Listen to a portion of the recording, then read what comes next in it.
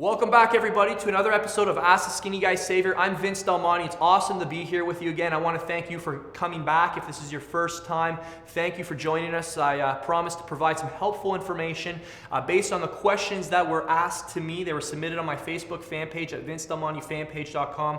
And basically, we pull these off the page every few weeks, and then I answer them in batches. I organize them based on the themes of the questions. And we'll dive into these questions. So we've got some more questions, actually some different ones here today. I'm going to tell you, we got some, I know some of you guys like me not telling you what the themes are. You just kind of like me to roll with them. So that's for all you guys right now. Okay, so Abdullah wants to know, good question. How do you walk on stage, execute quarter turns, poses? Also, what are the judges looking for fitness modeling, that is, and does height matter? I'm 5'8". Okay, Abdul, so great question. So for those who don't know, I am a WBFF pro fitness model. What that basically means is I placed well enough in a certain show to get my pro card, and I can compete against all the other pros with the WBFF when I choose to compete. So I'll speak for the organization that I compete for, and I like them because they really put on a show. You know, the owner of the organization does a great job creating an amazing stage, awesome lights, awesome music, really good high caliber, lots of high caliber athletes in this organization, which you find in all organizations, like, let's be honest. But I hear people saying this one's better than the other. Whatever. But the guys I compete against look good, and it's awesome for me. In terms of quarter turns, what I would recommend doing is finding a bodybuilder, a guy who's competed, and get a bodybuilder to teach you how to pose properly.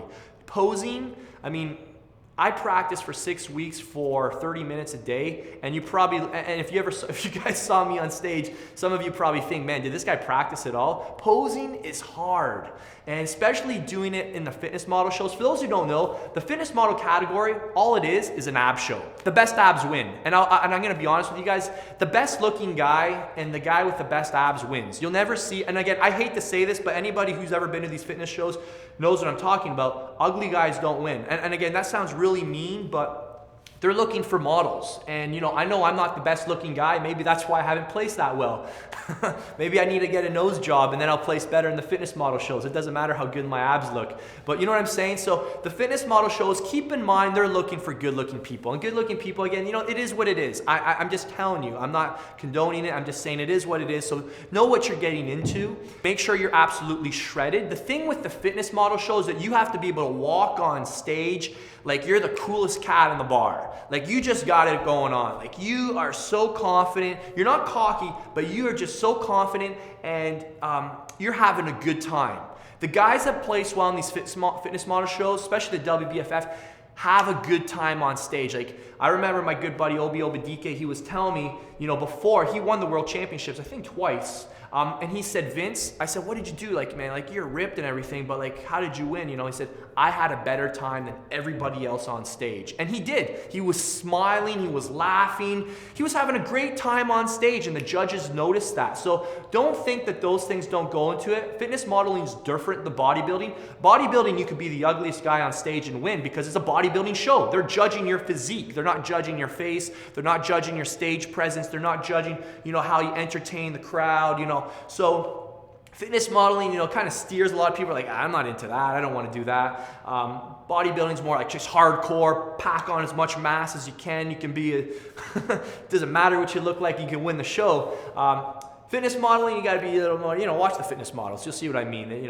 We get criticism because of that component of it, but whatever, it is what it is. So get practice from a bodybuilder. I worked with Ben Pikowski, and he taught me a ton of things on, how to hold my poses. And the big thing is to practice with somebody else, like in front of a mirror, and to find the poses that look good for you. A lot of guys overkill it. They're doing like 10 or 15 poses. Find 3 poses that you look awesome in. And hit every one of those poses, at the center and the side of the stage, and just, smile, have fun. And the toughest thing with the fitness modeling is to not look like you're trying.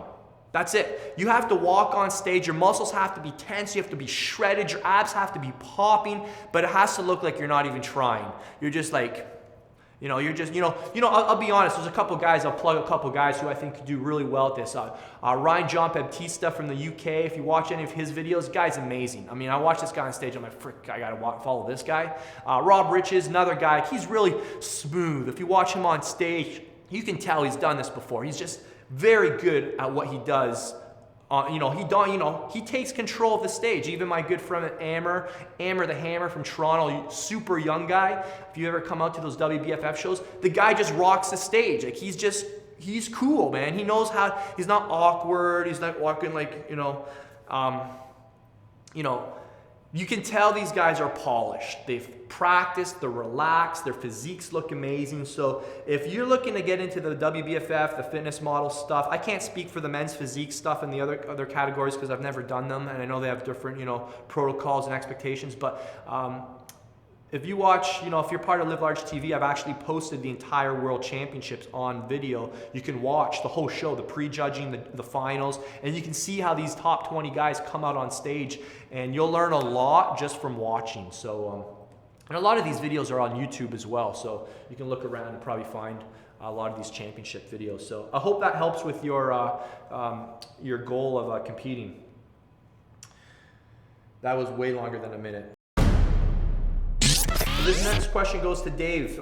Dave says, what is a tip to cutting for a show 2 to 4 weeks out, and what increments do you reduce water to dry out? Okay, so this is a whole nother topic. So ideally what I do with my water is I double it 8 days out. So if I'm having 4 liters, actually, I'm sorry, I increase it about 2-fold. This is kind of a simple protocol you could follow. So at about 8 days out, you increase it 2-fold. So if you're at 4 liters of water a day, you bump it up to 6 liters of water a day. And that's gonna start getting you to excrete more water than you normally would. And then 6 days out from the show, I increase it 2-fold again. So I'd go from 6 liters to 8 liters of water. And that gets you to continue start excreting water. About 6 days out, I start to reduce my carbs. For most guys, it's gonna be anywhere from 0 to 150 grams of carbs, which would be considered low. And you would do that for a couple days. Again, it really depends on where you're at that point, but you're gonna do that for a couple days. And then with about 2 days left, I'll reduce my water down to 2 liters. And then the day before, I'll reduce it to about 1 liter. And then the day of the show, I'll reduce it to nothing. So again, there's a lot of other components that go into that, including, reducing your sodium. I actually increase my sodium for a few days and then I decrease it, and then I cut my carbs back, and then I also increase in the last few days leading up to the show. And these, by how much, and these all depend on, it took me 4 shows last year to get this right by the last show. So it takes time to figure this out, but that's the basic concept. You really increase your water intake and then you bring it down pretty hard right before the show. So that's the idea behind the water manipulation, and don't expect to nail it on your first time. It's more of an art than a science. And you ask any bodybuilder who's competed, you could get the smartest dude with like triple PhD who knows all about water manipulation, and then he screws it up. Well, it's obviously it didn't have anything to do with his knowledge. It just, there's an art to it as well. So keep that in mind. Don't be hard on yourself. Next question goes to Logan Larson. Logan, hey, what's up, buddy? Always asking great questions. Hey, Vince, I'd just like to thank you for the help you have been to me in the area of bodybuilding. I've been wondering, is creatine hard on your kidneys? I've heard various different opinions on the supplements, wondering what you know about it, and I'm planning on competing next year. What program would you recommend for me to utilize? So in terms of creatine, from what I understand, I'm not a medical doctor, I'm not giving a medical advice right now, but unless you have a pre-existing kidney condition, from what I understand, there's no harm on your kidneys. So continue to research on it, and if it does bother you, your body will quickly tell you. But from what I understand, I can tell you what I personally do just for entertainment purposes. I take 5 grams pre and post workout whenever I'm training. When I'm not training, I don't take creatine. So it's as simple as that for me, and you'll still experience the benefits of it without a loading phase. In terms of what program you should use, Logan, as you know, we have so many different programs available. I'll be honest, the best program, if you're absolutely serious about competing, is Hypertrophy Max. This program has a load of physique competitors, bodybuilders of all ages. We've got a lot of serious students in Hypertrophy Max. This program's periodized, and we'll even probably, if not right now, I might even have a link below. We'll see if right now, the time this video goes up, there's probably lots of pictures going up of the guys who've just gone through the first 4 phases, because we have a 16-week transformation contest and we give out a lot of money to the top guys. So they're submitting their before and after pictures, so you can read their stories. But that's your baby, man. If you want to compete, whether you want to compete, if you want to get your pro card in bodybuilding, or if you want, I mean, Ben Pikowski is an Olympian. He's one of the best bodybuilders in the world. So you're not going to find better information than Hypertrophy Max when it comes to hypertrophy. Okay? One more question, Jason Moffat. Hey Vince, my current goal is to correct a weakness. I've noticed when dieting down with the view of doing a show, I have good back thickness, but not with, so I'm having trouble reading the question, but basically John's basically saying he's got a weak front lat spread compared to how the rest of his body looks. What would your advice be to bring out the wings? I'm currently 22, but have been properly training for 4+ years, which is how long I've followed you. That's awesome, John. John and everybody else out there who've been following me for a while, thank you so much. I mean, this show wouldn't exist, and you know, this gym, you know, this soon-to-be gym wouldn't exist without you guys following me and taking an interest in my work, and you know, following my programs and telling others about it and getting results. I honestly am indebted to you, and I say that with 100% sincerity. This gym down here would not exist without you, so that's why I'm eventually going to open it up for you guys to come in and train. So you know, for lats, I'm going to tell you one thing. Start doing 50 pull-ups a day for 6 days a week.